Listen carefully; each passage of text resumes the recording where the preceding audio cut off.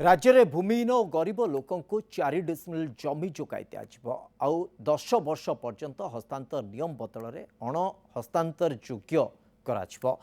सहरांचल और ग्रामांचल जगह अभाव थिले फ्लाट निर्माण करी गरीब और भूमिहीन को बंटन करने को सरकार विचार करुछंती राजस्व तथा विपर्य प्रशमन मंत्री सुरेश पुजारी कहते से राज्य में जो शिल्पानुष्ठान आवश्यकता अधिक जमी अख्तियार कर रखिंट से सबू जमी राजस्व विभाग को फेराई अणाजिव। भवानीपाटना भागीरथी इन रे एक सांबादिक सम्मेलन में जोगदे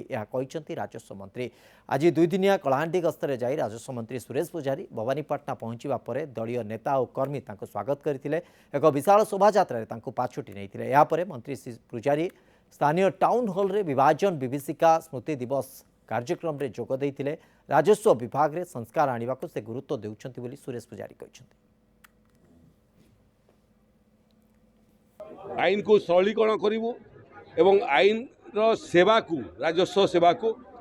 धाड़ीर शेष में ठिया होता व्यक्ति पाखे पहुँचेबू ये कम राजस्व विभाग अच्छी। राजस्व विभाग जमी जो माने शिल्पानुष्ठान माने नहीं कि निर्दिष्ट लक्ष्य पाई नहीं किंतु जमी नेला परे से माने जो उद्देश्य नहीं से उद्देश्य साधित करूना